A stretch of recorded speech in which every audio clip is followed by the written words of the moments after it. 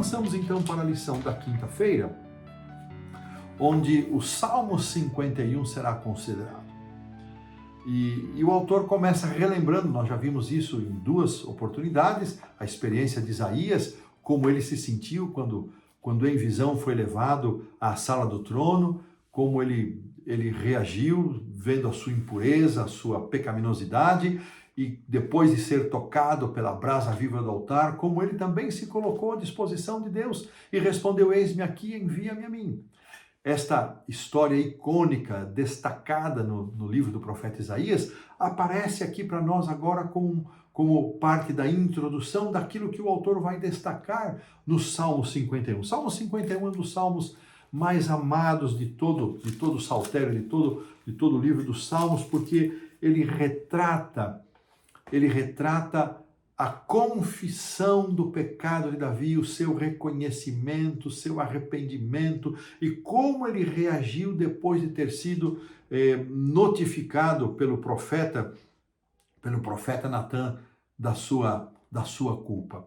E sabe, irmãos, o autor fez uma menção aqui muito interessante: ser chamado à presença de Deus, em última análise, é ser chamados de volta para o lugar onde estivemos, onde nós estávamos antes da entrada do pecado. Que pensamento lindo! E Deus, em sua sabedoria, ele designou os redimidos, os pecadores, chamados, que aceitaram o chamado de Deus e que aceitaram o perdão, a purificação, a transformação que ele oferece, como seus porta-vozes.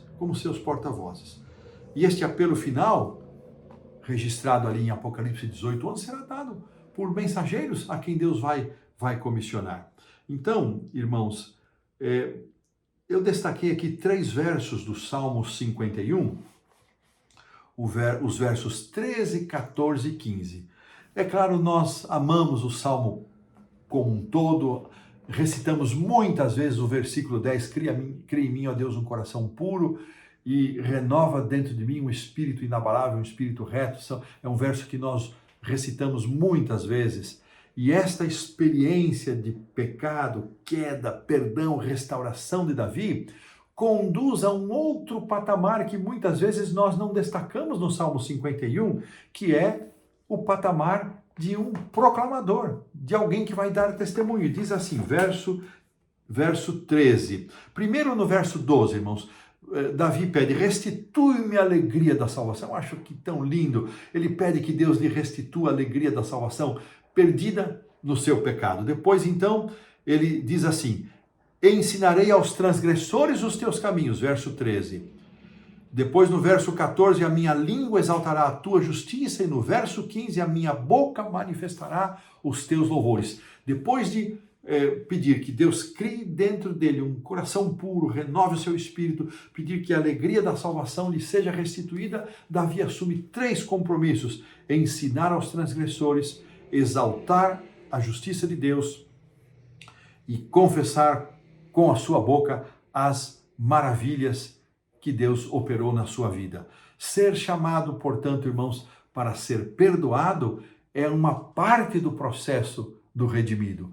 A outra parte se complementa, ela segue quando nós damos testemunho daquilo que Deus fez por nós. E é isso que está destacado aqui nas 3 mensagens angélicas do capítulo 14 de Apocalipse, e elas estão, eu achei essa observação muito oportuna, muito linda, e eu destaco aqui, estou abrindo a minha Bíblia no capítulo 14 do Apocalipse, dizendo com grande voz, vi outro anjo voando pelo meio do céu, tendo um evangelho eterno. O autor destaca que o primeiro elemento desse conjunto é o evangelho. Depois vem o temor a Deus, depois vem a glória a Deus, depois vem a hora do seu juízo, depois vem a adoração. Tudo começa pelo evangelho. O evangelho são as boas novas da salvação em Cristo Jesus. Irmãos, será que nós podemos trazer isso para a nossa vida, para a nossa experiência pessoal? Será que a nossa experiência com Cristo começou ao recebermos o evangelho, a mensagem pura da salvação, e depois todas as coisas vão sendo acrescentadas? O autor trouxe aqui um texto do Caminho a Cristo, página 50, que diz assim: tão logo uma pessoa aceita Cristo, em última análise é um ser, tão logo uma pessoa aceita Cristo em seu coração, nasce um desejo de apresentar aos outros o precioso amigo que encontrou em Jesus Cristo. Eu achei que muito bem apresentado esse parágrafo, essas duas linhas. O parágrafo continua: quando nós temos discernimento de quem nós éramos, onde estávamos, e que só chegamos à condição de salvos e salvação pela graça de Cristo, pelo sangue do Cordeiro, pela sua redenção oferecida, nós não vamos deixar de apresentar aos outros aquilo que o amigo Jesus, que também é nosso Senhor e Salvador, fez por nós. Que maravilha! É por isso que nas mensagens dos 3 anjos, a primeira mensagem ela começa com o Evangelho.